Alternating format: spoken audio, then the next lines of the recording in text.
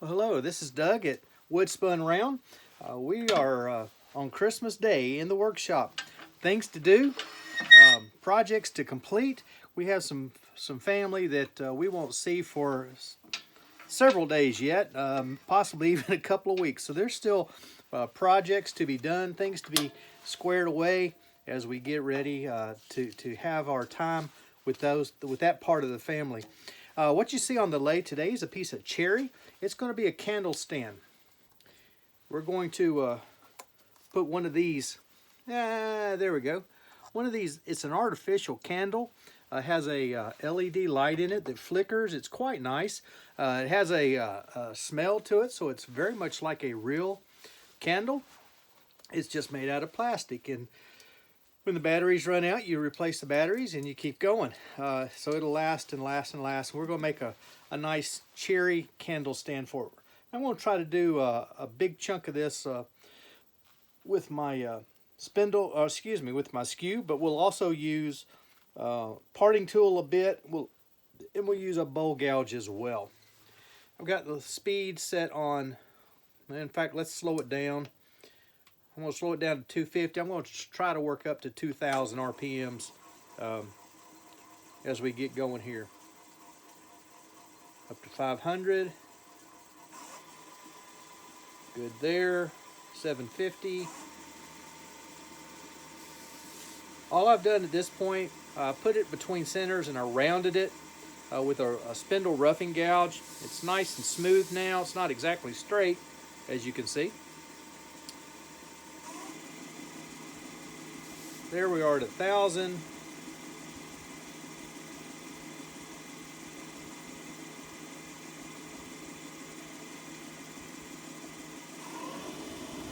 There's 1,500. Let's work on that for a minute. First thing I want to do is straighten this top out just a bit.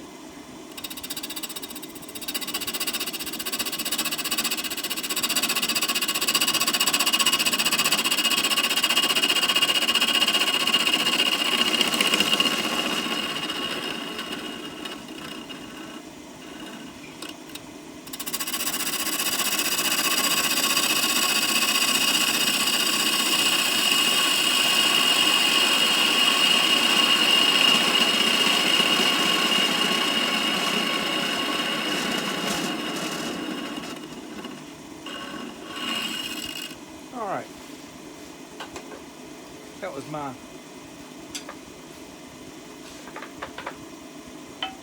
was my Easy Wood tool, the roughing tool, Easy Rougher, the very first one that came out, just to get the end of that straightened out. Dressing my skew just a touch.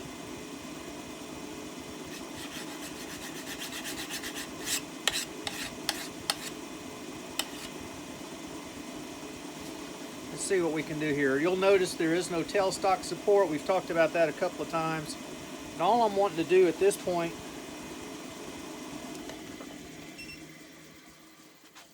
I'll raise my tool rest just a little bit for the skew work. Doesn't have to be real high. I've kind of gotten used to, my lathe sits high anyway, so if I raise my tool rest too high, it's just too much.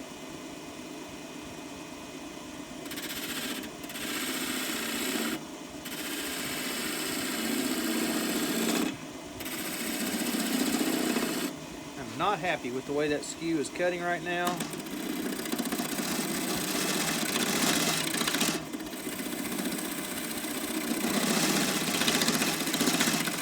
I forget that one. One of the things I want to do in this new year is to begin doing more skew work.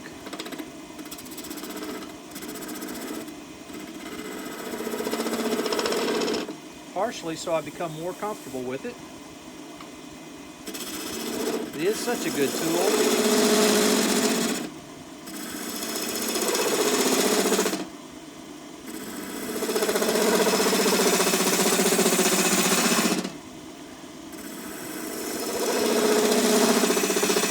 I think what I'm going to do with this candlestick is have a deep cove here.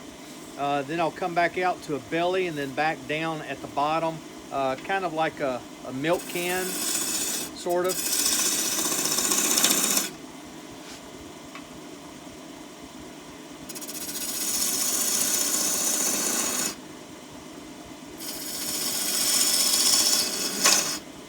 Probably do back to wheel. I need to go ahead and do that. Make a little fillet here.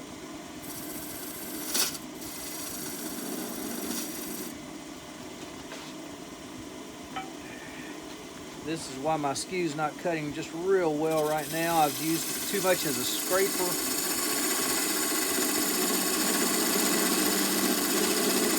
There we go. Because I made that little fillet, I need to round this corner over just a bit. Don't want that to be a sharp point right there. Let my bevel come around the corner. All right, and then from the corner of this fillet, begin making my cove.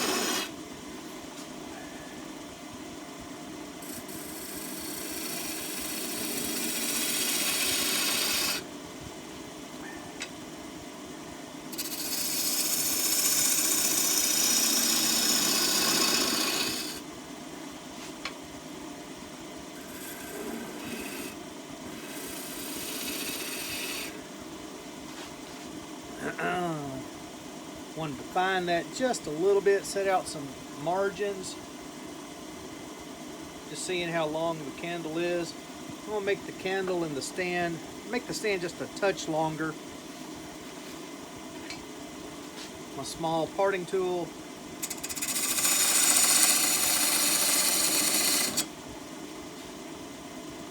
That just shows me the base. And I want to take this,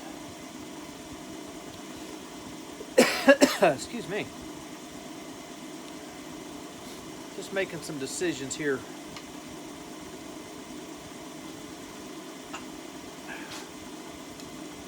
Want to what do I want?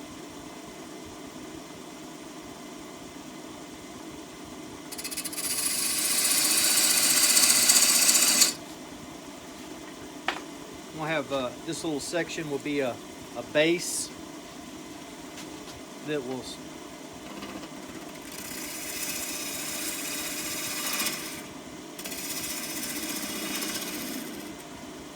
fact, this whole thing needs to be smaller.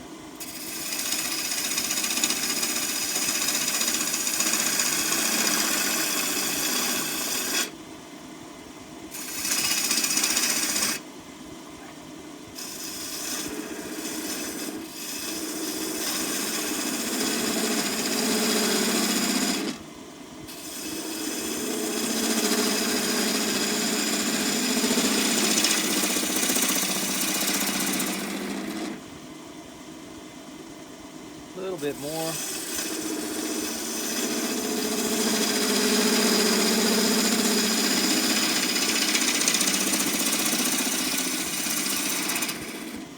That's looking better. Deepen my cove just a bit.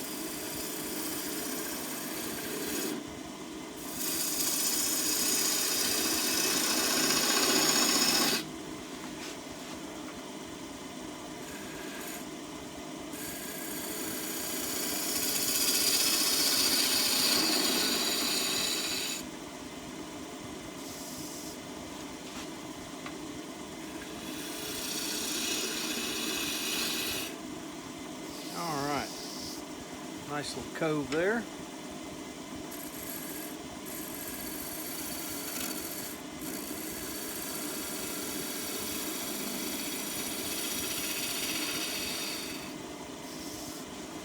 One more pass on this side just to finish it out. And tell you what, I've got to turn a light on. It's going to wash it out for just a second. But I can't see. Y'all could probably see in this cove better than I could a while ago.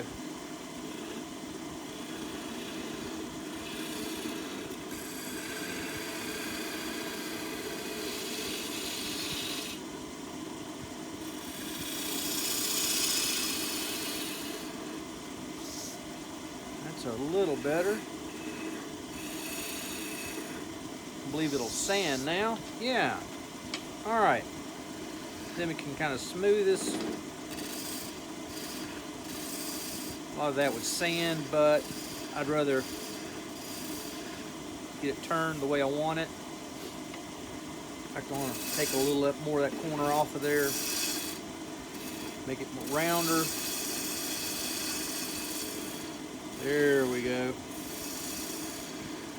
All right. And right about there.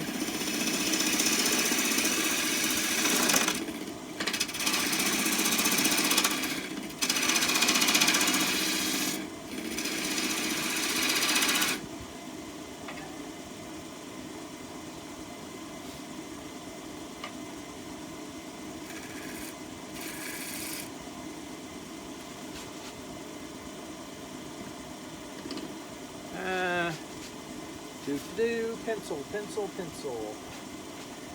Let's see. There to there.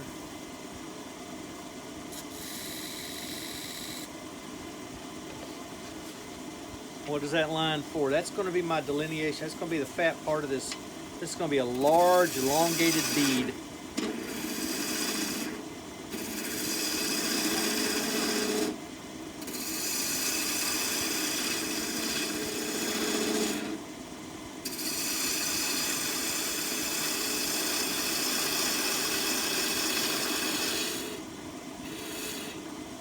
Tool rest is just a little high now. I switched, raised it up for that skew, and now I'm with a bowl gouge, so I'm too high. Now, that looks better to me. You can't see it exactly. I'm sorry about that.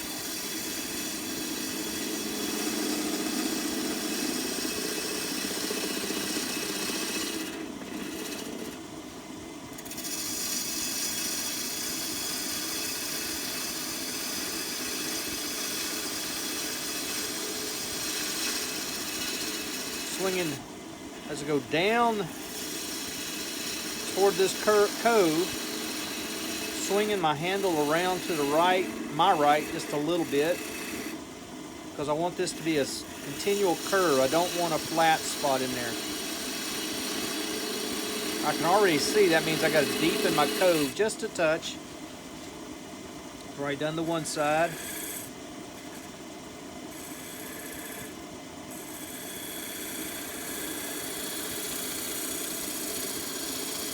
On the other side.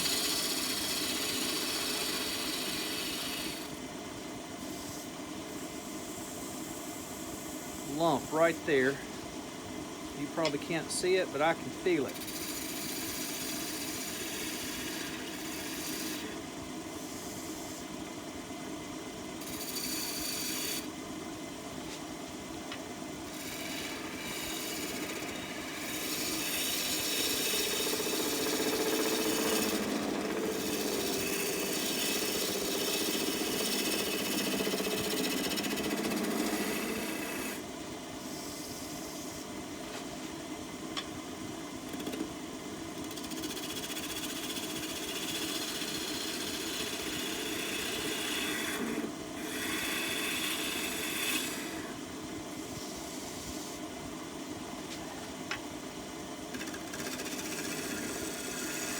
A little bit of a shear scrape.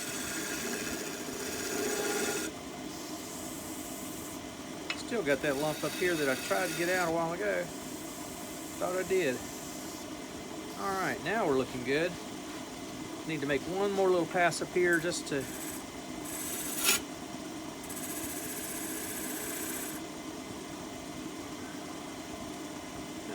let's go in here. There we go. There we go. Opening my flute just a little. Got to come back. Left a couple of lines.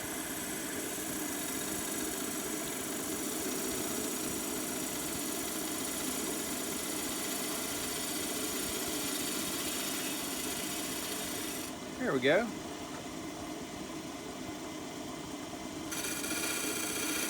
Begin and clean up. Clean up my fillet.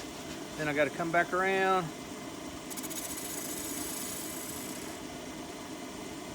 There, now we got it. Now I got to finish my bottom here. Start up my line very lightly. Moving my tool handle to the left to cause that bevel to come around the curve.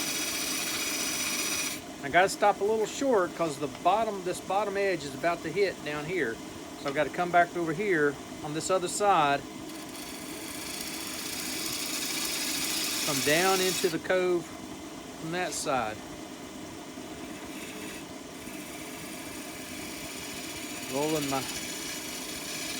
Closing the flute as I get to the bottom on that side.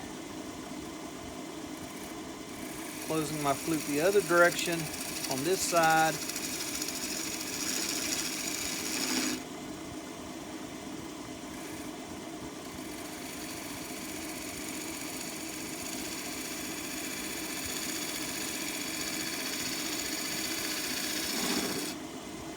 Change the tool, get my detail gouge.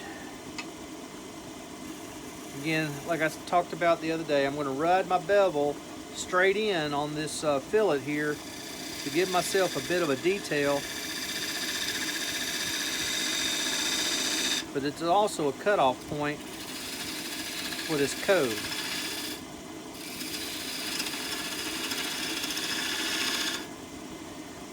Again,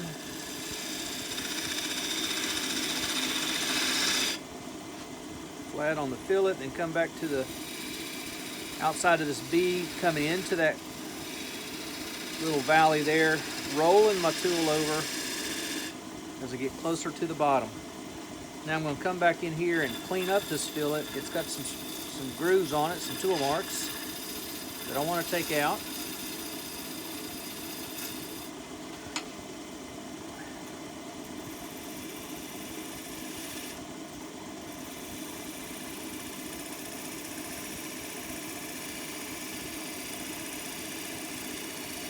There we go. Very light cut, using the very tip of my tool. Closing the face as I get into the bottom. I want it nice and deep in there. We'll come back from the bead side. Got the same kind of marks over here.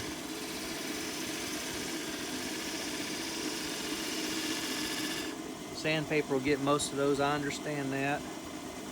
Now something's... Oh, I know what I did. So I'm gonna round this over here. I'm gonna go back to my bowl gouge. Remember, this is the bottom base. This was to be a fillet, but it's not really working for me. So I'm gonna round the base into the fillet first.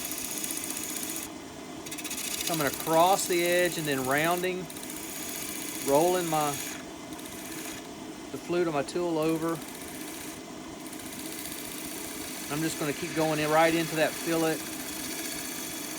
because I don't like it. I don't like the fillet. But what I might do is come in here at the fillet. As I bring my handle to my left, I'm going to open my flute instead of closing. Yep. That's my fault, I wasn't paying attention. And that'll give me a reverse curve. So I'll start on the outside of the base. What's clicking? Something's clicking. Knot.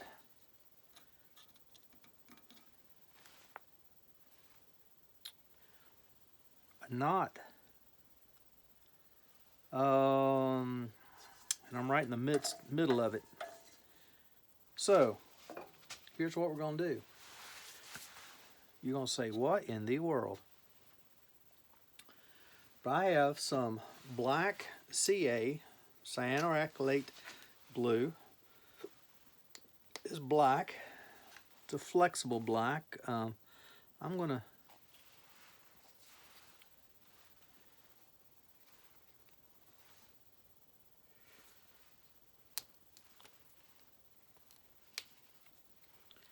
I've gotten this end chewed up because I didn't get the glue out of it one time. So what we're going to do is open it up just a bit more. I hate to do that, but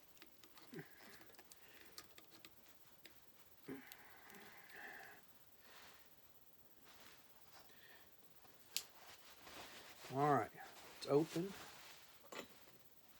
Take a dental pick. Did not steal these from the dentist office. I purchased these. So I thought I had a glue plug in there. That's a pretty severe plug. Can you see that? Yeah, big old plug in there.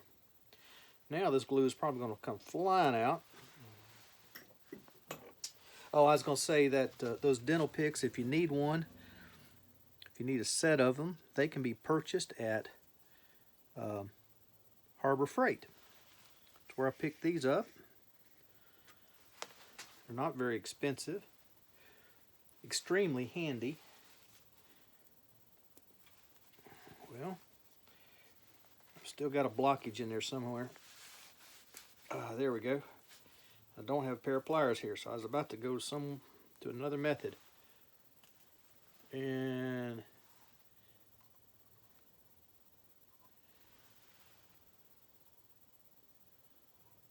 we're going to go to a different method anyway. That glue it's not hard, but it's too thick to use. So, here's what we're going to do. Some medium CA. Put just a touch in there. One healthy drop. These are some of the finer shavings that I've already cut.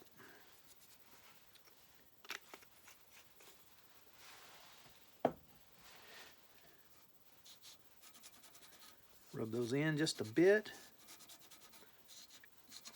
One to help pack them in, but the other, by doing that, it gives glue something to adhere to, and it helps it to set a little quicker. I'm going to go one more step. That was medium thickness. This is a thin. This glue comes in multiple thicknesses for different uses. This is thin. It'll soak into these shavings. So basically what I'm doing is rebuilding the wood that was in this knot. Just clearing the nozzle. That's one I got to clean up because the glue's gotten all over that nozzle. And then this is a glue that has an accelerator. You don't have to use the accelerator, but it does speed up the process. And it sets the outside, basically. Doesn't set it down deep. I'm going to pull some out of my groove because that groove is my bottom anyway. I'm going to go on either side. It's just that much less I have to pick out here in a minute.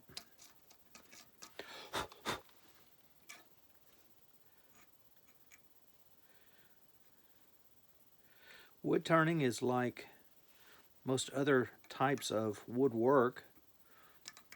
There are often little issues that come up that have to be solved. Sometimes a little bit of ingenuity goes a long way.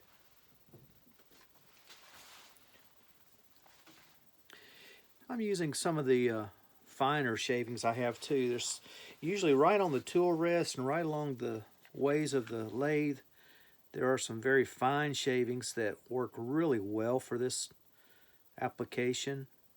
The shavings on the floor tend to be much larger.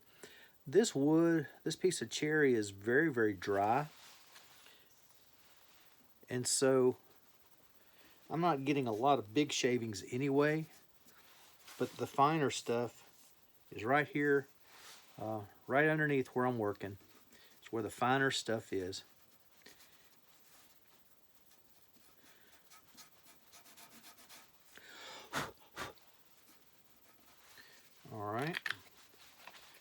that glue up. Put a little accelerator on it.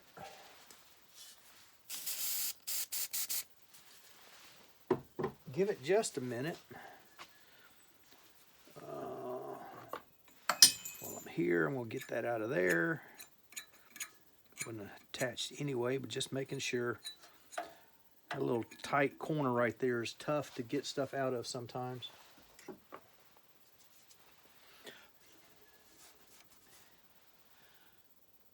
Yeah, you can see that real good, can't you? That's where I've been filling that knot. You can also see, if I turn this back just a little bit, you can see where I rounded over this corner here, went up to my fillet, and I curved it the other way. That's an OG curve. And I think I'm going to leave this edge here, so it's a base with this piece sitting on top of it.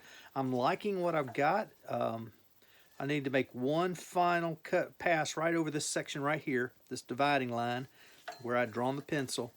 I've left a little bit of a ridge because I didn't want that. I didn't want to reduce the diameter of that. That's just a little smaller than this, and I kind of like what I've got here. I've still got some work to do up here on the top end. So while that's setting up, let me rearrange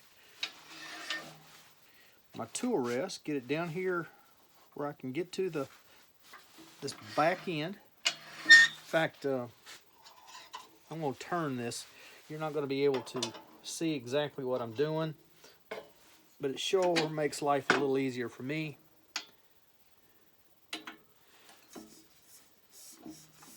Okay. I guess I could move my camera. That's getting nice and hard down there.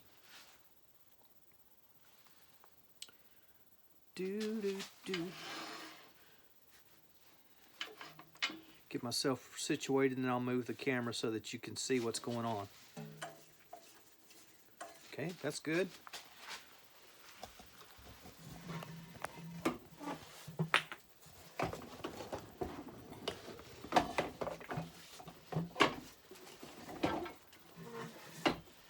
I need a little more stuff.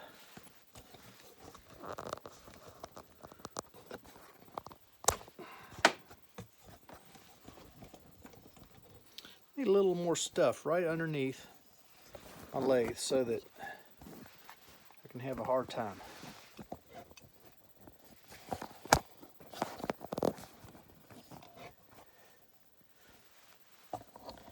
Now if I bring this, ding, ding, ding, ding, ding, ding, ding, ding, ding. Now you can more or less see what's going on. All right, making sure I'm secure, everything's good. Da, da, da. You can see what I'm doing now. All right, let's dish this out just a bit so that that candle will sit right down in there. In fact, let's just double check. I think we're pretty sure we're okay. Wow, that's going to be close. I think if I make these walls thin, plus there's a plastic wrap around this, once we take that off, I think we'll be okay. It's going to be close, but I've got to make these walls around here real thin. All right. My banjo is real close to the tripod, so I'm going to try not to knock you off like I did the other day. All right, see what we can do here.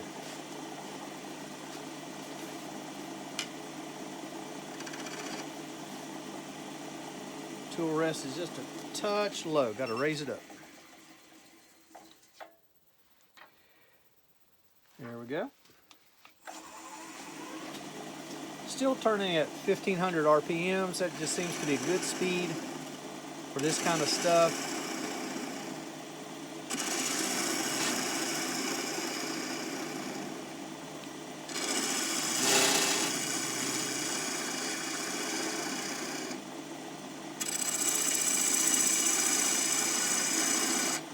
It's not absolutely necessary to dish these out for candles.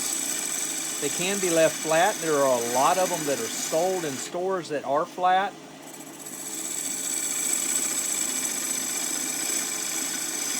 I personally like them better when they have just a little bit of a dish.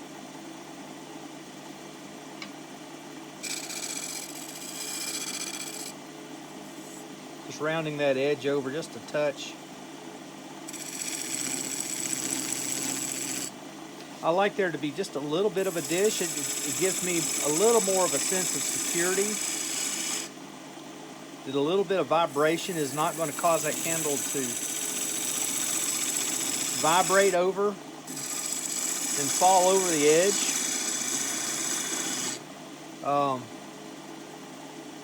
Couple of reasons I have an issue with that. One, several years ago, my wife and I lived. There was a railroad track very close behind our house. And every time a train would come through, everything in the house, first off, it would get very loud. But then also, things would vibrate. And so if we'd have had a candle stand that was sitting there with an actual candle on it, very good possibility it may have vibrated right off. I think everything's tight. It's just because we're working off the end of the headstock like this with no tailstock support.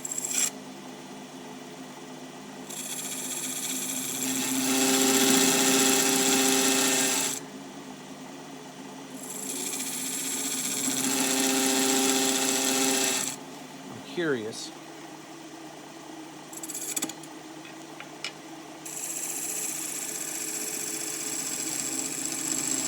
Yeah, that belt cover is a piece of sheet metal that is pressed, and that's what's vibrating.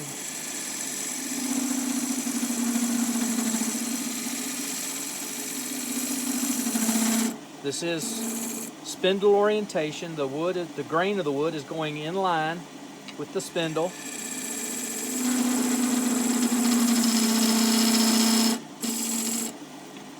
That's the wood vibrating there.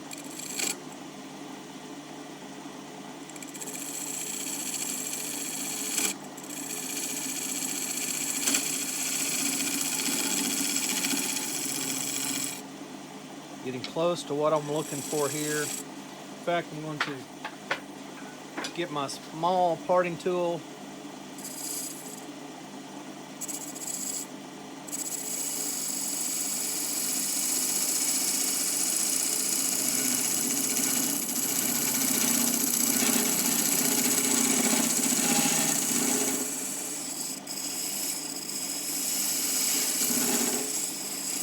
That's all I'm doing there.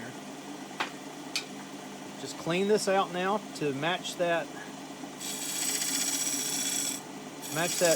mark that I made with my parting tool.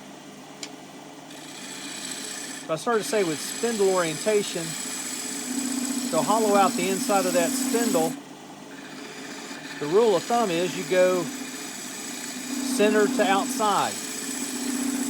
Out on the outside, out here, you're always going downhill, literally, from the high spot to the low spot. On the inside, you go just the opposite. Why is that? Because of the grain orientation.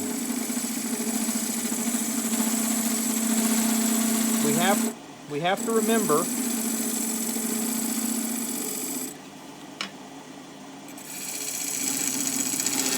that grain literally is like a bundle of straws.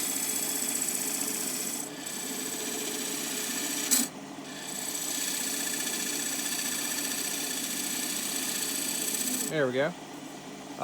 Next time I go to a fast food place, I'll get a bundle of straws, so I'll have them. If you think about a bundle of straws, it's like my fingers. They're going in this direction. And on the outside, as long as I'm cutting downhill, I have support from the straws that are underneath. On the inside, they're all even, and I'm working from the center and really coming out as I come. or straight across. Either way, I have some grain support, or strands of grain supporting my cut. And so it's much easier to cut that way. See, right here I'm going straight across. And so it's not bad at all. I'm getting little tiny curls. Don't know that you can see them, I can.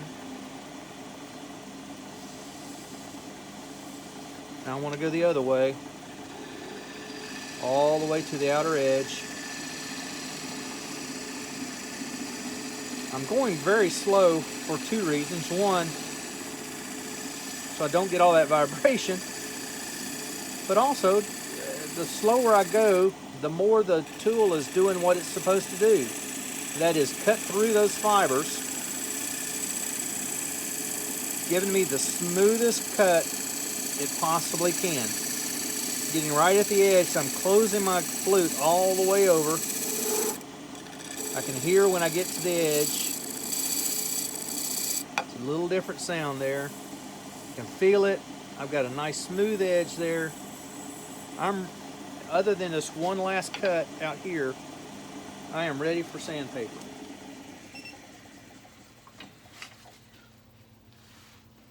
I was cutting the other day and I turned my headstock like this, turned it back around, and was getting a whole bunch of vibration when I was over the bedways, like I am right now. I could not figure out why it was making so much noise. It wasn't just vibration, it was a racket. Figured out it was my headstock lock was not all the way engaged. I had failed to remember to bring that back up tight. Almost did it again, almost knocked the camera stand over. All right, I want to fix this center line here that we talked about earlier, and I want to fix where this knot is. Neither one of those are big deals. Most of this I'll take care of with my small parting tool. Before I get the sandpaper on it, this I'll take care of with my bowl gouge.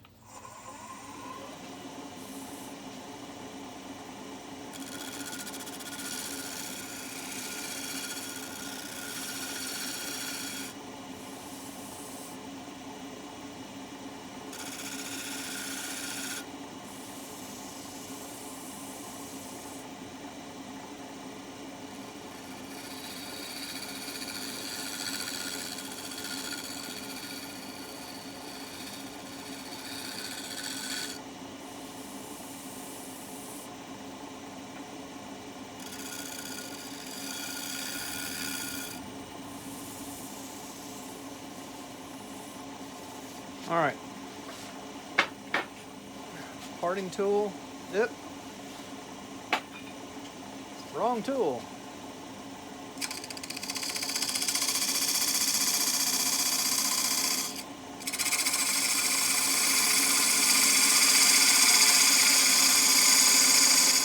Going ahead and widening out that part, making it deeper.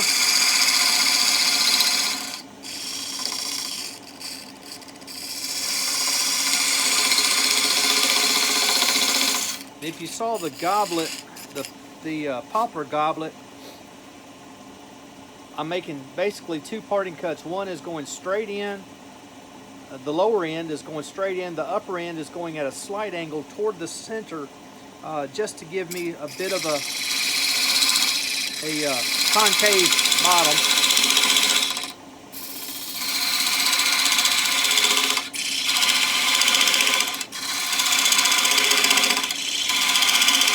If the bottom is concave, then it will sit better on a table or a shelf, whatever it might be. I'm going to turn this speed back down just a little bit, not very much. Actually, I'm going to stop it and have a good look, see where we're at. Yeah, that'll all sand up. That's nice and clean right there. By the time I sand it, that will virtually go away. I have some small, very small tool marks, but I think they're all small enough. I could work on that a little more, but I think we're okay. I'm going to move the tool rest. Get you down here where you can see even better. There we go. Just because I can, I'm going to start with 60 grit. Partly because of this knot down here that we had to work on. Just want to smooth that out, get it ready.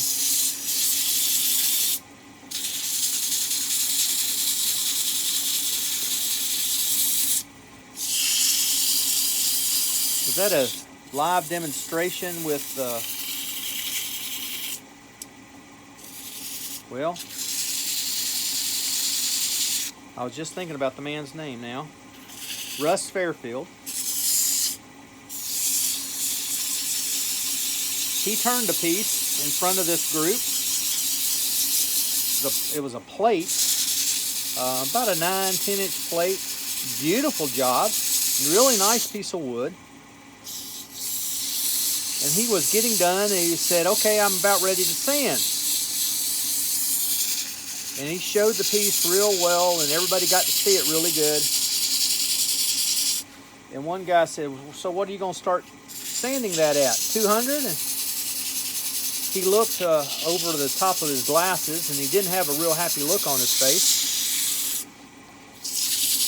He said, why would I do that? The guy says, well, you got it very smooth off of the tool. It looks great. You don't want to make that rougher before you, just so you can sand it out. And Russ, he was a kind of a rough, gruff, to the point kind of guy. And he said, I always, if I don't start with something rougher, I start with 80 grit. Just because I can. He said, if I've got good tooling, if I've controlled my tools real well, yes, I can start at those higher grits, but why should I? Why wouldn't I, instead of starting with burnished wood, why wouldn't I open that grain up so that I get the best finish possible? That has stuck with me. What I'm doing here, this little fillet, I guess it's me, I wasn't paying attention, but it's on a little bit of an angle, and I want it straight. So I'm just touching it up with my small parting tool. And you wouldn't believe how much that little tiny bit made a difference in the appearance of that. It looks so much better now. So anyway, my point is, I don't always start with 60 grit. In fact, I'm going to, I was saying not long ago that the next time I order sandpaper, I'm going to start with 80. And then I'll go 80, 120, 180, 240, 320, 400. And that'll be, 400 will be the end. And I'll show you why I stop at 400 here in just a moment. I'm going to take this all the way to finish.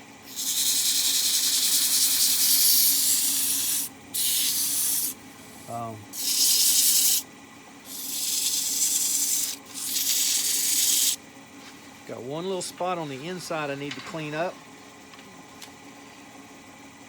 It's always an amazing thing to me how you find spots that need to be touched up as you are sanding.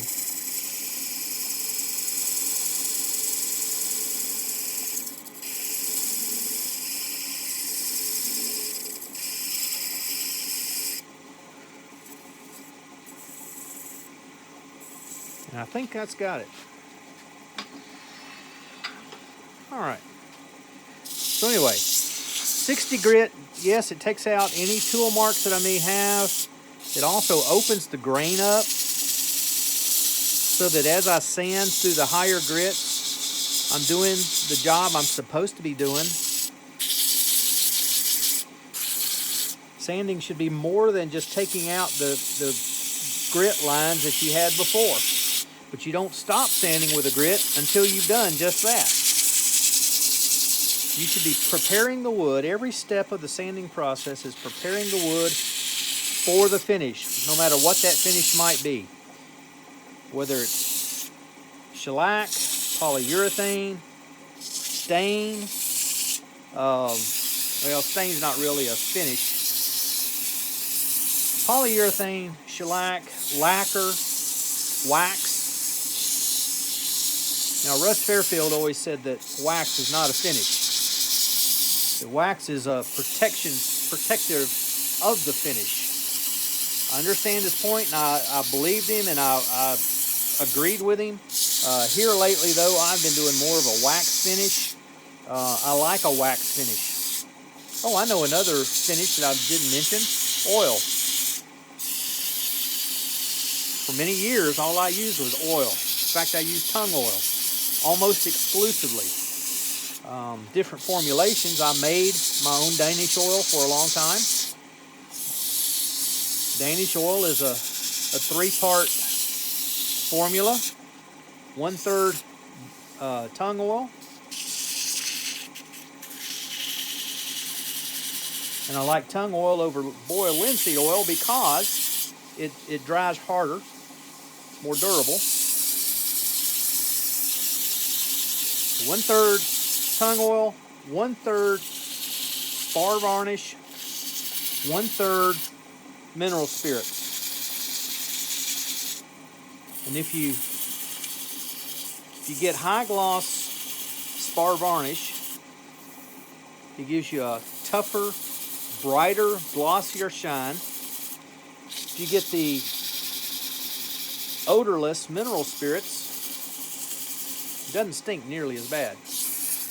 Regular mineral spirits does not smell really good. All right, what do we have here? Just making sure we're in good shape. There's that knot, and it looks as good as I thought it would. It looks really nice. Got a little bit more there to do, but primarily with higher grit sandpapers. I am not pressing real hard with this sandpaper. I do not want to build up heat, especially on this rim and on the foot. They are thin, and if I build heat, I could cause cracking that I really don't want. Natural wood does that enough on its own.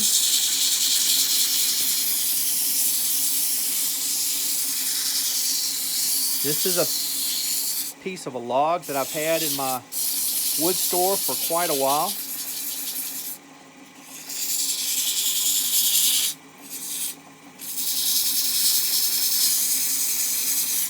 And so what I did, it was a half log that I had cut out long ago, many years ago. Just reminded of something else Russ Fairfield used to talk about. He was the first person I heard say it. I've heard it said a whole lot since. But use sandpaper like somebody else buys it. That makes sense. That piece of 60 grit that I was using is almost used up. There it is. I was about to use the wrong piece of sandpaper. This is my 100 grit.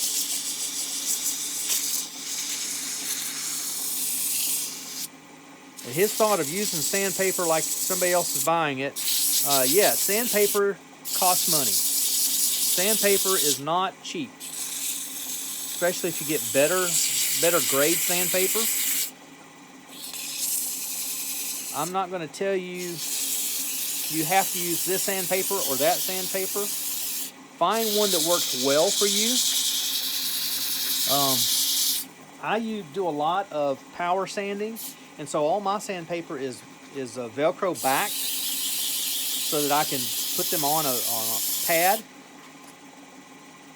I have most of mine. You see, this is square, so is that. Well, that's on a round pad that goes into my drill, so that I can power sand with it. I've got one for each grit that I use, so that I can just change the pads very quickly. They twist on. They are forget what they're called now. So anyway, there's a base in my drill that stays in, and the pads have a plastic threaded insert that goes into that base, so that I can change very quickly from grit to grit. And I won't turn a whole lot of bowls with a piece, or I won't turn many pieces using the same piece of sandpaper. I was just telling you that 60 grit was about gone. It won't get used again. This 100 grit is fairly new, but it's not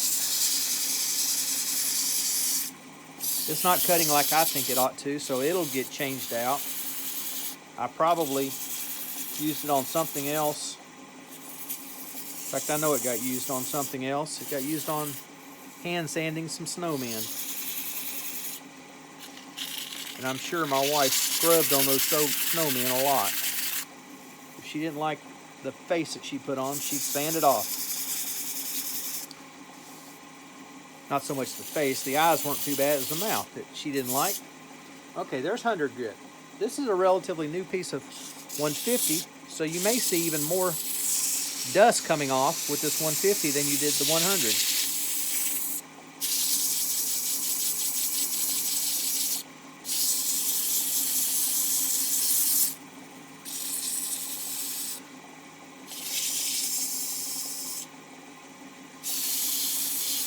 So out of the first 2 grits I've used on this, 2 of them are going in the trash can when I get done. This 150 may as well. If I'm changing one, a lot of times I'll go ahead and change them all. Because the sandpaper is like your tools. They need to be sharp to do the best job they can. You're not going to take out your sanding lines from the grit before if the grit you're using currently is not as sharp as it ought to be. I like to do each surface separately. That way I don't take away the details.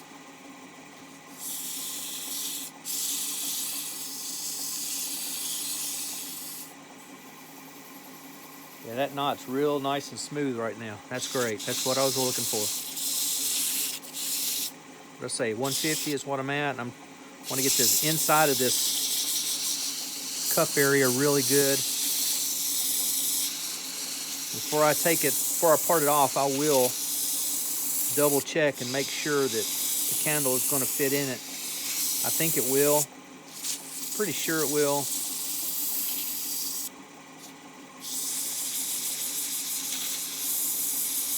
I will have more trouble getting the sanding lines out of the inside of that than I do on this outside.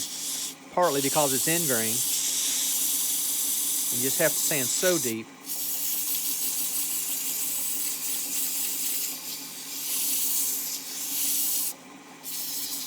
Okay, I think I'm done. I'm not going to kill you with all that. Yeah, this 240 is about shot too. It's still working. I still got plenty of dust coming off. You can probably see it.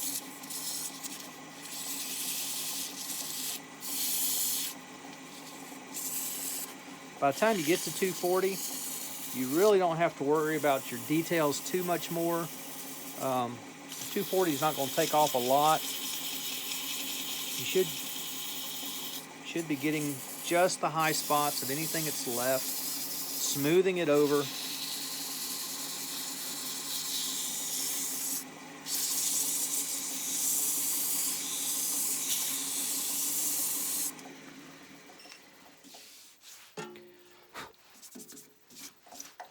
Dust. Oh man, I need to work on that little area right there. I'm going to back up to 150 just on this little cove of the foot. Now again, I'm not going to spend a lot of time on it.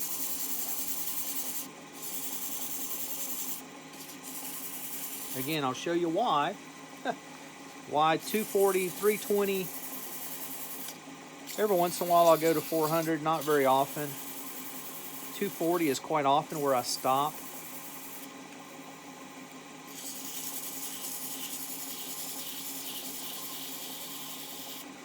Because I use Yorkshire grit.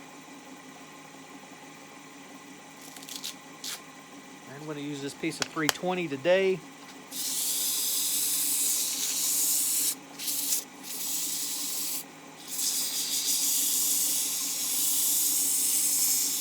I said I use Yorkshire grit. I use an abrasive paste.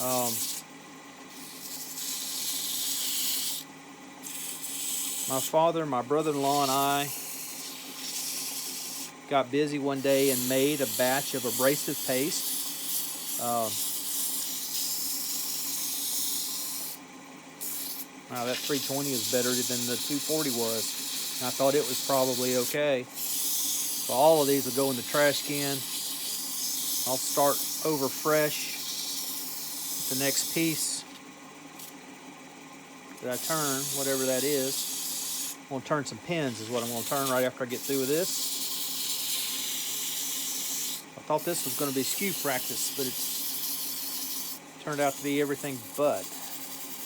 I got to work on my skew. Probably needs to be resharpened on the grinder.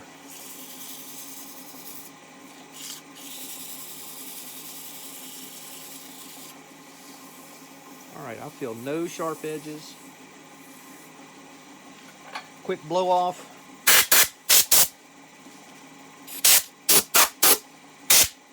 Shoo! There we go. Now,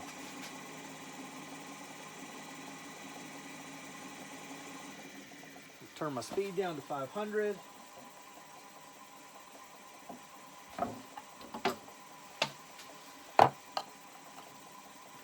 I'm going to give it a wipe down just to clean it off.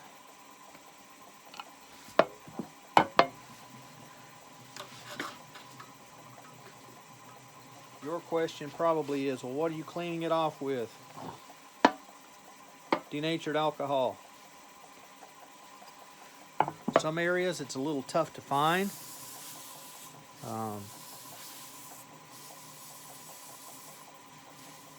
You can usually find it in the paint sections of any of your box stores. Walmart, Home Depot, Lowe's, anywhere where they sell paint supplies, your better hardware stores where they sell paint should have it. If you can't find it or if they're out, go to the camping section and get camping fuel. It'll sell in quart cans, but it'll also sell in gallon cans called camping fuel, not Coleman fuel. Don't get Coleman fuel. Camping fuel. It's nothing but denatured alcohol. All right, and the reason why you do this, it takes out, you can see I've got a good bit of, maybe you can't see. I never turned that light back off. Now maybe you can see I've got a good bit of dirt and grime off of there, even though I blew it with the air hose, my compressed air. And that gets a lot of it out, most all of it.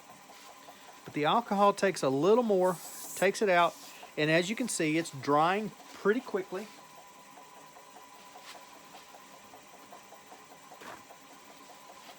Get a couple of paper towels here. Actually, let's double those up. No sense in cutting one when I can cut two, right? I have a pair of scissors here that I've got several pairs of scissors. One is absolutely no good. I use it to pry things open with. Got one pair of scissors that's for cloth only. I've got another pair of scissors. It's for paper. And I've got two for sandpaper. The sandpaper, two, will become pry pieces here shortly because as you cut sandpaper, it dulls them. They get no good whatsoever. Now I'm putting on a bit of sanding sealer. This will seal the grain, prepare it for a little more work.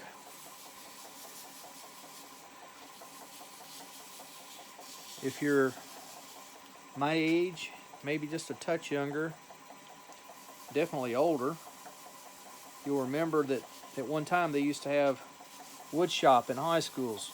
Some junior highs or middle schools. The sanding sealer was used an awful lot then. You would build your piece, you would have it sanded meticulously, the shop teacher would have you put on 2 or 3 coats of lacquer, spray lacquer sanding sealer. That's where I learned to use lacquer, learned to use sanding sealer, and that was primarily to get your finish even smoother. You would put 2 coats, 3 coats, you would sand, hand sand, wet sand, by hand. I can remember going through lots and lots of 800, 1,000 grit sandpaper. Working on a mahogany table that I had built in shop. That shop teacher is dead now, but he was such a great guy. He taught me so much. That sanding sealer, especially your first coat or two, will raise the grain a bit. You can go back and sand that. A lot of people will sand it at higher grits. Some people will use a woven pad.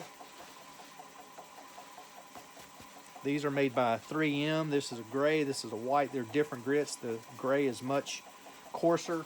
I've got a brown. I thought I had a green at one time. They're all different grits. You can, after this dries, and it's almost dry now, my sanding sealer is cut half and half. Half sanding sealer, half lacquer thinner.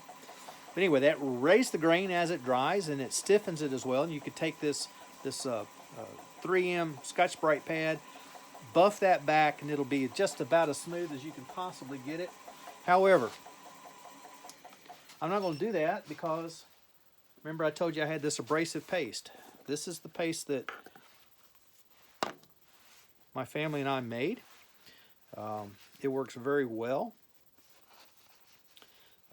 If I had such an inclination, I would make tons and tons of it. I'd be out there peddling it, selling it, getting it out to the masses so that I could retire. But I'm not of that kind. There are other people doing that. There's a fellow in Texas who makes it. There's another one I just heard about recently here in the United States who is making it. I mentioned Yorkshire Grit a while ago. Glenn Sr. is the man's name. He makes Yorkshire Grit, and it's a fine product. Other people make their own just for themselves or maybe for their club. I'm just not going to do that. I don't have the time to do it. I'd rather spend time turning than I would making paste. It's a simple process. It's not hard, but it's got an abrasive product inside in this, along with some wax and some oil. And the whole point is that you rub it in for just a bit, then you turn your lathe on at a slow speed, continue to abrade the surface with this material, and then you slowly, as it feels like it's starting to do its job or has done its job, you slowly turn up the speed, change the place on your paper so that it's clean. You're wiping it back off. As you can see, my paper has gotten a bit ratty already. That's simply from rubbing this on. I'm actually going to slow, we were at 500, I'm going to slow it down to 250 just for a minute or two. And the reason I don't need to use the Scotch-Brite on the sanding sealer is because this is an abrasive. This is doing the same thing that Scotch-Brite would do. But I'm doing it, one of the reasons you do this, it's dust-free. There's enough oil and wax in this paste that it's dust-free. You don't, I know the Yorkshire Grit, they advertise it. You sand up to 240. There's no reason to go beyond because the Yorkshire Grit, the grit in the Yorkshire Grit starts at 240, and that as you continue to rub, it breaks down, and by the time you are finished with it, when your rag is, or your paper towel is coming off clean, you're at 1,000 grit. And so you go from 240 to 1,000 with one grit, and it's dust free the entire time. We'll speed up to 500. which is still not very fast, still relatively slow.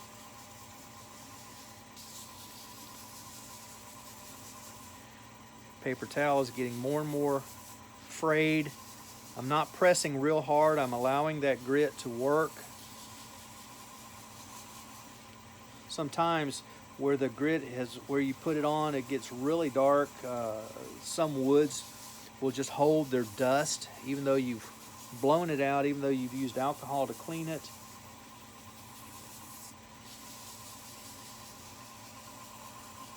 Still will pull out a lot of dust and gets really dark. This cherry is not getting really dark. It's doing a really good job. 750. As we keep going, I hope you'll be able to see more and more shine come up. I'm starting to see a bit more reflection as it goes. Again, not pressing hard, not building a lot of heat. There's really no need to.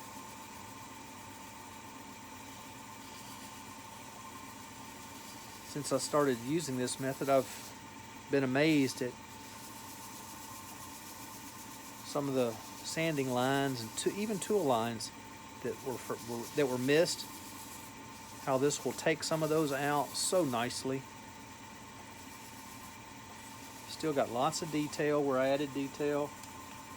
Raise it up to 1,000.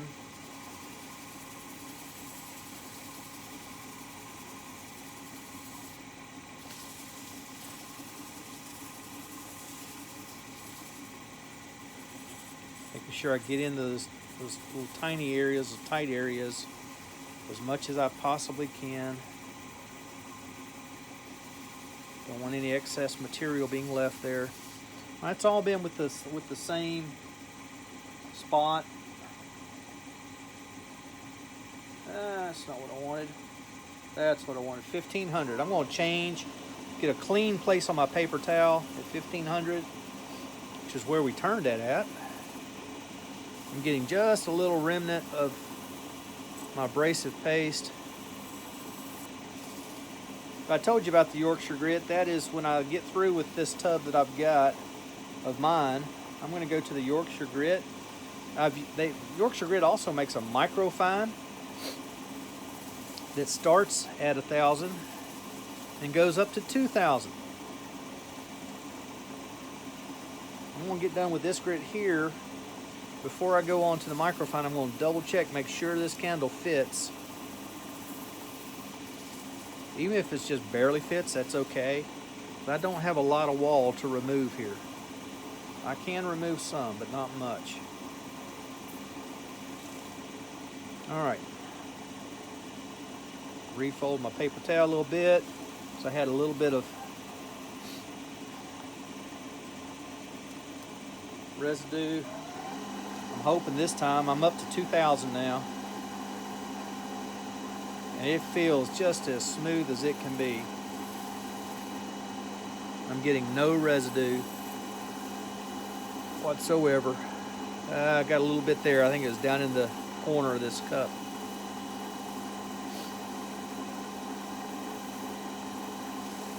One more pass.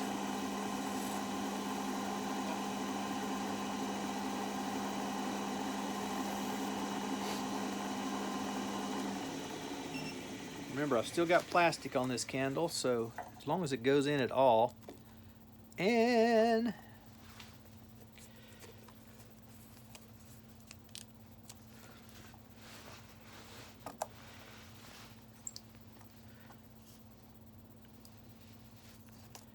well, there it goes.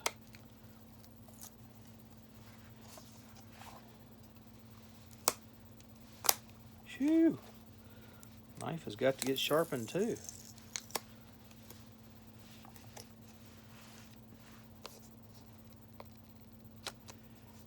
Come on. Oh, there it goes.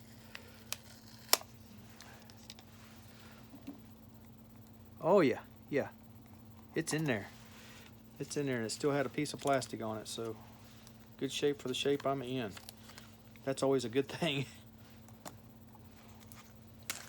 course, I know none of you ever do that. You never make something and then it's not the right size when you get done. But that's going to work fine. All right, just very quickly.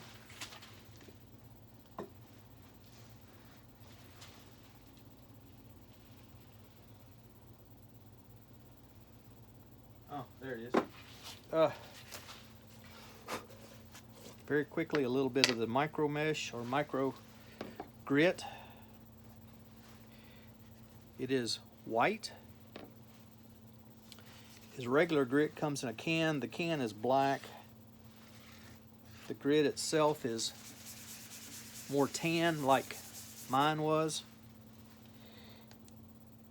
Inside this can, I've got what's called a grit saver. Fellow over in Ireland makes them.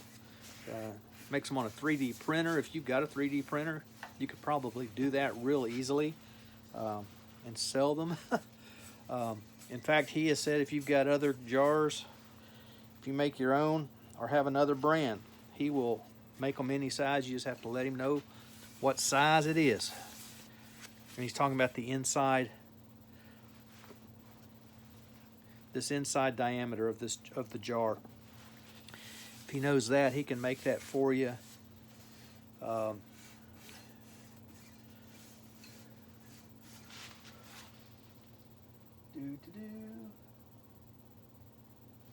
Trying to find the name of his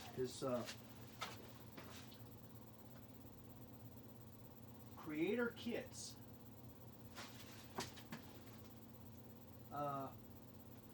Creator Kits is the name of the company. Creator Kits. CreatorKitsIreland.com is the website. Get in touch. His name is Steve, and Steve will be glad to make those for you. He makes the grit savers kind of on a as needed basis. So you feel free to get in touch with him. I'm going to slow this back down to 1,000 RPMs. This will not take nearly as long. It's pretty quick because it is microfine. It just doesn't take as long. You may be able to see a little more shine there on that front, maybe not.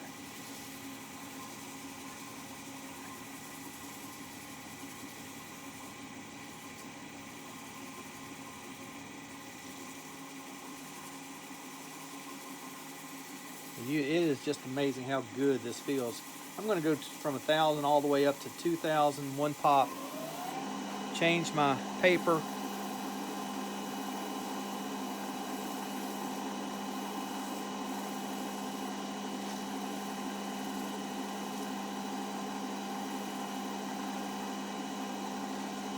Change paper again, and it's amazing. This is slicker than who'd have thunk it.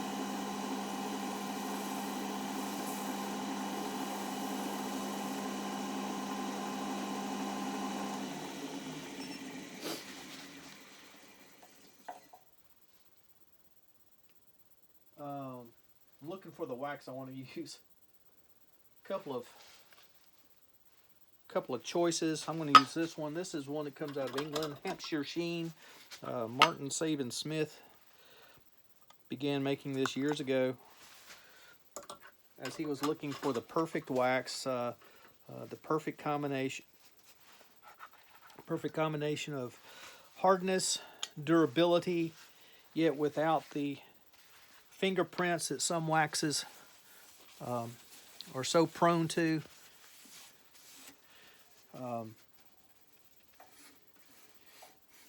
He was just not happy with the finish he was getting. He wasn't getting a bright gloss to his wax finishes.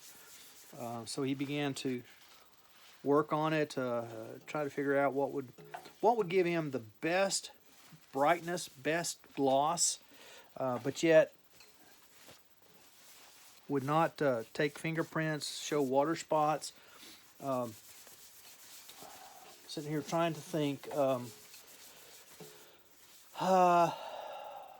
what is that? Carnauba.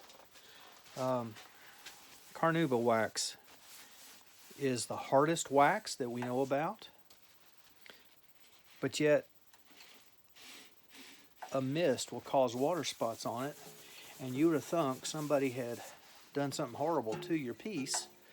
It'll also show fingerprints. There are other waxes that don't show the fingerprints. Renaissance wax is one that's been used for a long time. Any microcrystalline wax, that's basically what Renaissance wax is a microcrystalline, which is a man-made wax. It's not as hard, not as glossy, but it doesn't show fingerprints. Renaissance wax is the wax they use in museums. Really, wax should sit here a while, but because we're doing video right now and I want you to see a finished product, I'm going to go ahead and buff. Again at 2,000 RPMs.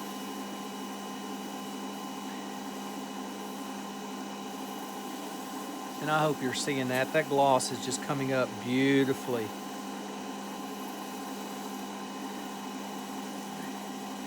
Not pressing hard. In fact, I press, my connection to the wood is softer than it was with the abrasive paste. And all I'm doing is buffing. I am not burnishing at all. I'm not trying to build up heat. It should build a little bit. But if you're feeling the heat through your paper, you probably got too much.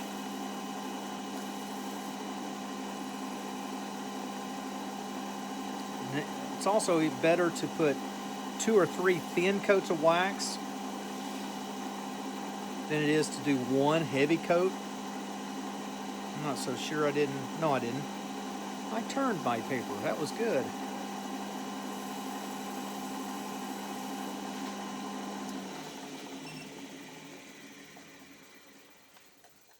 I'm going to put one more coat of wax on.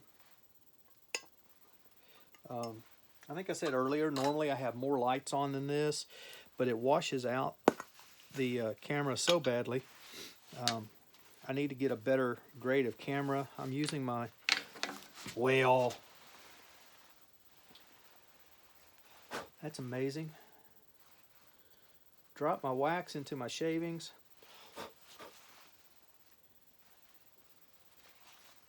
It landed first on the bottom side, which is a good thing. Very little got in the wax. Usually it goes straight in. Well, now I've lost my train of thought. That's my fault.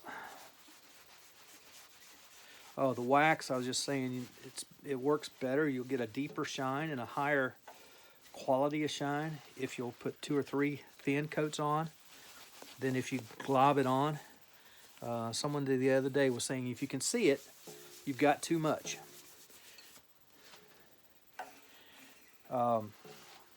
If you can see it, you're wasting it. I can tell you that. And wax is not cheap. Nothing's cheap anymore. This pandemic has caused everything to be more expensive. Give that just a second to set up. If you give that 20 minutes or so to set up, your wax finish will come out better as well. But we're going to go ahead and buff.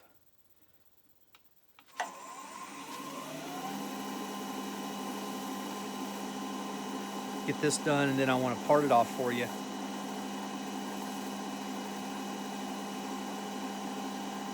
Wow. I like it. I like it.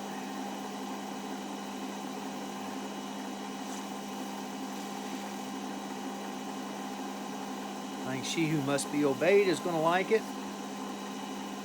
And even more important, she who is going to receive this is going to like it. If she doesn't, it stays home.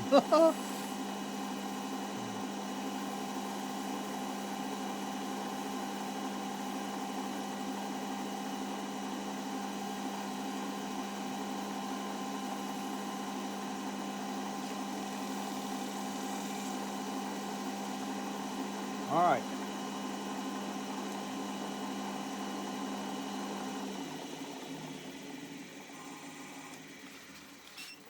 One last task.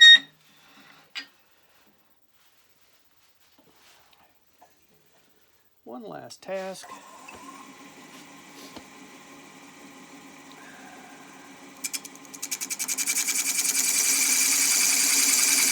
going to widen out my part.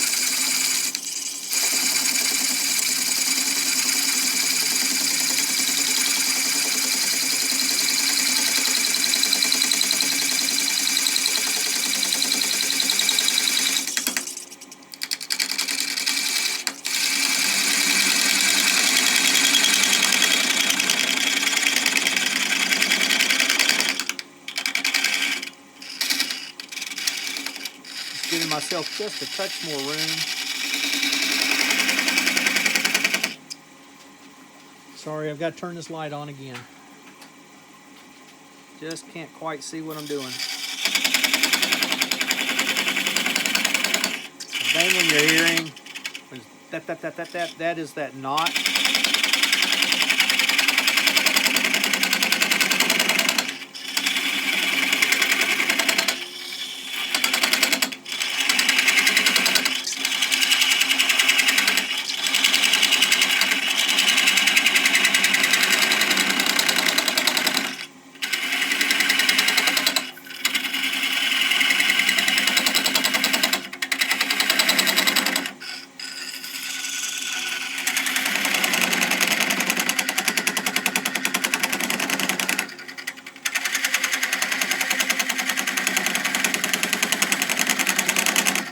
Wow, that knot is tough.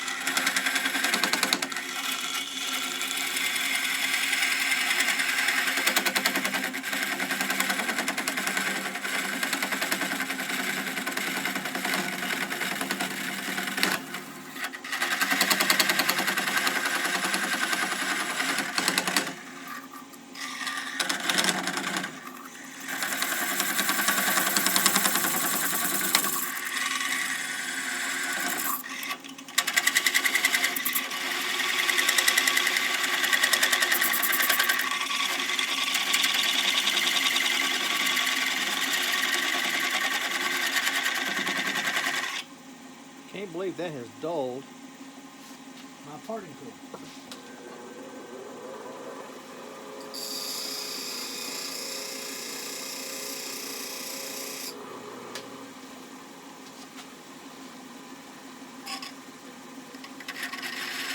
Ah, much better.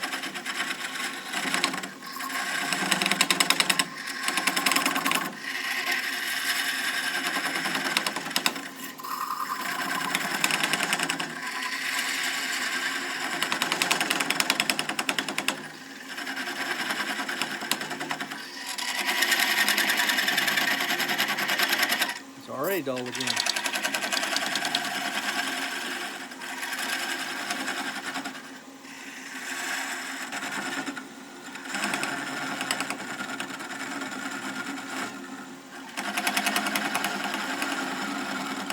We're almost through, folks.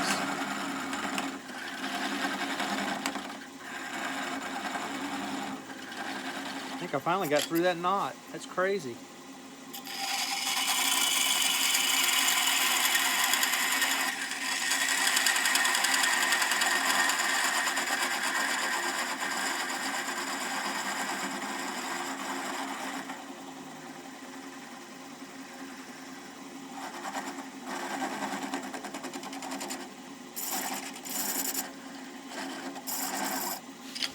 All right, here we go. Can't do it that way.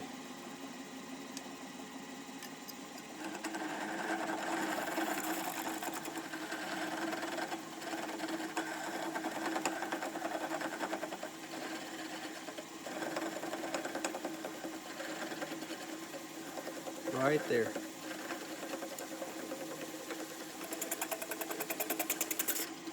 Ta-da!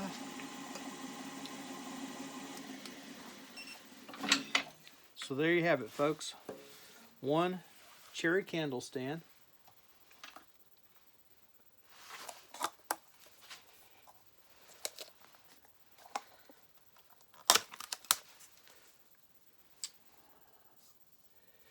Well, it's Still got the label on it, but you can see. There you go. Cherry candle stand has an LED light in it that will be very nice sitting in. Actually, it's going to end up in a dorm room, I do believe. There's that knot. We worked on that earlier. All of this was a log just a little bit ago. Well, I thank you for joining me. Until we get to meet again, hope you can spin them around. We'll see you later.